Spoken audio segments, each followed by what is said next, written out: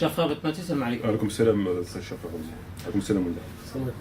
Donc on est ensemble pour parler d'un... Je vais te poser des questions par rapport à des passages d'un des livres de Tariq Ramadan. En effet. Et avant qu'on commence, je commence à me poser la question, c'est pas un peu de l'acharnement?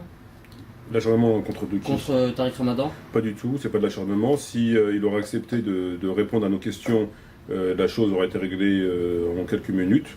Or, il s'avère qu'il ne veut pas répondre aux questions, je dirais qu'il se cache, n'ayant pas peur des mots. Et compte tenu du fait que lui, de son côté, il continue à propager ses mensonges et ses hérésies, il est normal que nous, de notre côté, on fait un contrepoids, même si on n'a pas les mêmes matériaux pour cela. Donc c'est normal, tout à fait normal. Rapidement, je voudrais aussi te dire, j'ai vu un message sur le forum des éditions Les 12 d'un frère qui disait que c'est peut-être ta manière de faire qui fait qu'il ne veut pas répondre. Bah, ma manière de faire, j'ai pas insulté Tariq Ramadan à aucun moment. Donc je l'ai pas insulté. Il est vrai que j'ai tenu des propos qui sont quand même assez virulents. Je les assume, mais ça ne lui donne absolument aucun droit de ne pas répondre aux questions. Il y a deux possibilités quand tu t'adresses à un musulman, comme j'expliquais à Mounir. Il y a deux possibilités. La première possibilité, c'est que tu t'adresses à un musulman, qui soit chiite, qui soit salafi, qui soit habashi, qui soit khourouji, qui soit soufi. À partir du moment où tu estimes que ce musulman il est sincère et qu'il a tenu des propos qui, à ton avis, sont erronés, etc., tu t'adresses avec lui comme un frère. Donc avec une certaine politesse, etc. D'accord? Chose que j'ai faite pour son frère Ali Ramadan. Ça, c'est une hypothèse. Il ne rentre pas dans ce cadre-là. À partir du moment où tu as affaire à un musulman qui soit chiite, par contre sunnite, salafi, etc., mais qui tient des propos qui sont extrêmement graves, qui rentrent dans le cadre de l'hérésie et qui le fait volontairement, tu estimes que tu es en face d'une personne qui est de toute évidence de mauvaise foi, qui nuit à l'islam, etc. Donc, au nom de cette évidence, je me permets de lui parler comme je lui parle, parce qu'il n'y a pas de gants à mettre, il n'y a pas de distance à avoir.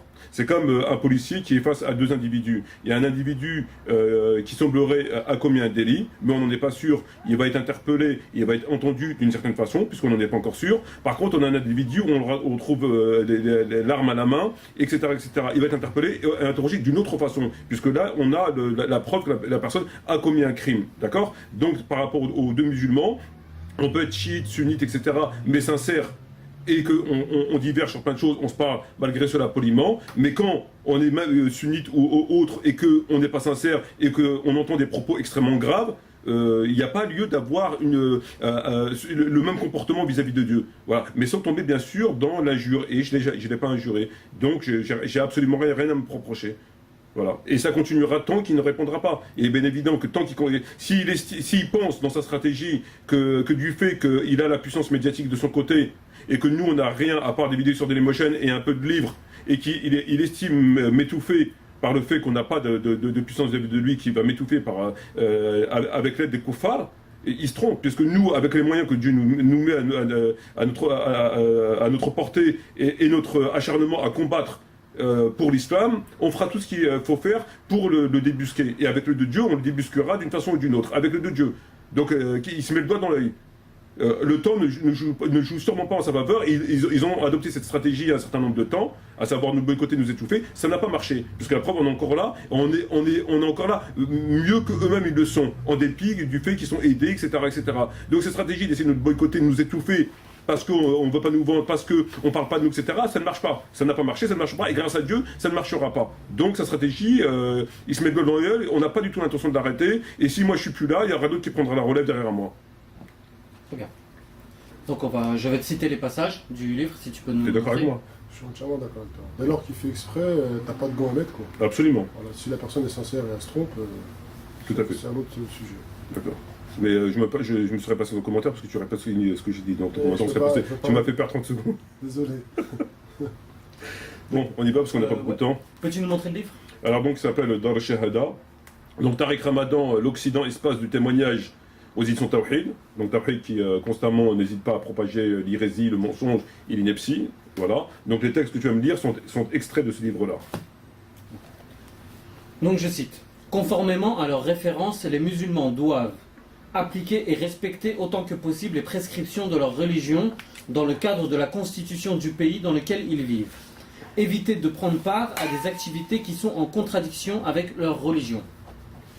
Alors là, t'es en face. Merci. Alors là, tu es en face de deux mensonges. Donc, appliquer, respecter autant que possible les prescriptions de leur religion dans le cadre des constitutions du pays dans lequel ils vivent.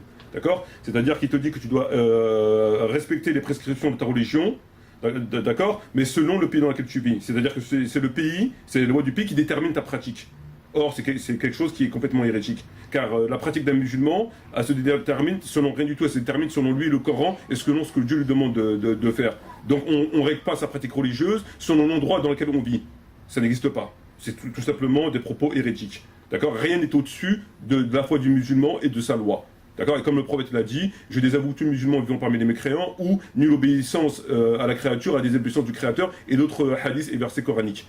Donc c'est quelque chose qui est hérétique. Et après il te dit éviter de prendre part à des activités qui sont en contradiction avec leur religion. Ça encore c'est la poudre à parlimpapin. C'est-à-dire que lui il est en train de te dire que tu ne dois pas prendre part aux activités qui sont contraires à ta religion. D'accord? Mais ce qui est contraire avant tout à ta religion, c'est le fait que tu vives chez le kofar et que tu es en contradiction fondamentale avec ton statut de musulman. C'est-à-dire que tu obéis à des lois, tu n'interdis plus le mal comme tu dois l'interdire, tu ne donnes plus la zakat, etc. Donc le fondement même du musulman, il n'existe plus, la base du musulman n'existe plus. Par contre, il attire ton attention sur les détails. C'est-à-dire que la femme par rapport à la piscine, ne pas manger de la gélatine, etc. Donc eux, ils font un choix ils mettent de côté le fondement, puisque vraisemblablement ça va à l'encontre de ses intérêts, et ça le pousserait à tenir des propos qui lui permettront pas d'accéder à l'espace médiatique. Donc ça, il occulte volontairement. Par contre, il te dit, tu prends pas part aux activités qui sont contraires à ta religion. Mais ce qui est mineur, c'est des trucs basiques, enfin mineurs, sans importance, on pourra ainsi dire. Voilà. Donc tu vois, donc le mensonge dans le langage. Voilà. Il cite: les anciens concepts choisis par nos grands ulama conviennent-ils toujours à notre situation? Les dénominations antithétiques bipolaires de Dar al-Islam et Dar al-Harb sont-elles appropriées quand le monde tend à devenir cet espace presque unique, traversé par les migrations et où se mêlent les populations dans une configuration géopolitique complexe et des zones de pouvoir et d'influence multipolaires?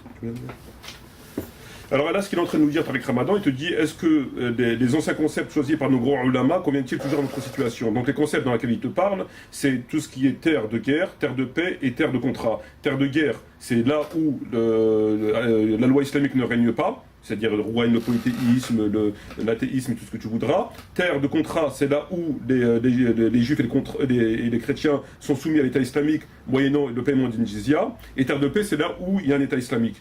Donc il te dit que ces concepts-là ne sont plus valables. Pourquoi? Parce qu'à l'heure d'aujourd'hui, il te dit cet espace presque unique traversé par des migrations, etc. etc. Donc, qu'est-ce qu'il est en train de nous dire, Tariq Ramadan? Il te dit deux mensonges très importants que tu peux tirer du texte. Le premier mensonge, c'est qu'il te dit les anciens concepts choisis par nos grands ulama. Or, c'est des anciens concepts qui ne sont pas choisis par nos grands ulama, mais qui sont dans le Coran et dans la Sunna. Donc, d'accord? Donc là, volontairement, il déplace le propos en le mettant sur le dos des savants, parce qu'il ne peut pas dire ça s'il disait que ça venait du Coran et de la Sunna, donc il ne peut pas venir l'abroger. Donc, alors il le déplace, il impute ses propos à des savants, alors que c'est en vérité coranique et prophétique, et ensuite il te dit que du fait que le monde a changé, est-ce que ça c'est encore valable? Mais le monde, quand il a changé, il a évolué, il n'a pas évolué selon les critères de l'islam, selon la volonté de Dieu et du prophète, il a évolué selon la volonté des koufars. C'est les koufars qui font aujourd'hui le monde. Donc on ne peut pas, au nom d'une évolution qui n'est pas légitime au regard de l'islam, changer la loi de Dieu et du prophète. Tu comprends ce que je veux dire? Et lui, c'est ce qu'il veut dans ses propos. Il te dit, puisque le monde a évolué, etc., est-ce que ces concepts sont toujours valables? Mais évidemment qu'ils sont toujours valables. C'est pas parce que les koufars ont fait des choses que nous, on doit s'adapter à leurs choses. Ça n'a rien à voir avec l'islam. On ne change pas la loi divine au nom du changement du monde selon la volonté de koufars. Donc c'est carrément de l'hérésie. Et le fait qu'ils mettent ces propos sur le dos des savants, alors qu'il sait parfaitement bien que les savants n'ont fait que dire ce qu'il y avait dans le Coran. Lorsqu'ils disent terre de paix, terre de guerre et terre de contrat, c'est pas eux qui le disent. Eux, ils l'ont repris du Coran et de la Sunna. Mais il est plus facile de remettre en question des savants au nom de l'acceptation de la divergence que de dire le Coran et le prophète ont dit ça, mais est-ce que c'est toujours valable? Voilà, donc les deux points, ils sont des points malicieux et voilà. Voilà. Le fait qu'après plus de 40 ans de présence en Europe, les musulmans se voient généralement permettre de pratiquer leur religion, permettre de pratiquer leur religion en paix, de construire des mosquées, même s'ils doivent parfois faire face à des tracasseries administratives, et de fonder des organisations islamiques, prouve clairement le texte n'est pas complet là-dessus. Trop clairement qui peuvent pratiquer correctement Voilà. la religion, etc. Très bien. Donc en fait, ce que Tariq Ramadan nous dit, il nous dit le fait qu'après 40 ans de présence d'Europe musulmans, les musulmans généralement se voient pratiquer correctement leur religion, d'accord? En paix, construire des mosquées. Donc, il te dit que les musulmans, ça fait depuis 40 ans qu'ils sont en Europe. Et généralement, ils pratiquent leur religion. Mais quelle religion pratiquent-ils les musulmans en Europe? Rien. Ils pratiquent à la limite 2 versets ou 3 versets. Est-ce que tu peux considérer que la pratique de 2 ou 3 versets, on peut appeler ça une pratique de la religion? Dieu dans le Coran, il te dit, si vous prenez une partie du livre et rejeterez l'autre partie, etc. C'est de l'apostasie. Donc on sait tous que les musulmans de France, et plus généralement les musulmans d'Europe, ne pratiquent rien de leur religion. Ils font la prière, ils font la jahada, ils font le ramadan. C'est tout. Est-ce que ça, c'est une pratique du musulman? Non. Donc pour lui, c'est une... Enfin, pour lui, il le sait que c'est pas vrai. Mais c'est une pratique. Donc c'est bon, ils pratiquent leur religion. Et que, en vérité, le seul problème, c'est que les musulmans se bornent, rencontrent des petits problèmes de tracasserie au niveau des mosquées. Donc, il y a 2 mensonges qui sont complètement évidents et scandaleux. Premier mensonge, c'est que les musulmans ne pratiquent pas du tout leur religion, à part 2 ou 3 versets, mais l'islam, c'est pas un islam de 2 versets. D'accord? Deuxième mensonge, c'est qu'il te parle de problèmes uniquement au niveau de la tracasserie pour construire des mosquées. Et on sait tous très bien que les mosquées qui sont construites en France, en Europe, sont entre les mains de l'État qui les abrite. C'est tout à fait normal, et qui ne servent que l'intérêt de l'État. C'est-à-dire que c'est des mosquées entre guillemets. Donc les tracasseries, c'est rien en fait. On sait très bien que ce n'est pas des mosquées, que les imams sont choisis, en fait, les conséquences, et que c'est haram de construire une mosquée, alors que les musulmans ne doivent pas vivre sur ce territoire, conformément au Coran et conformément à la Sunna. Donc la mosquée construite sur un territoire islamique où les musulmans sont invités à vivre en contradiction avec leur religion est une mosquée hérétique, qui est une situation tout à fait nouvelle. Donc il dit des inepties. Et il considère que les musulmans pratiquent leur religion correctement avec 1 ou 2 versets, ce qui est vraiment une stupidité.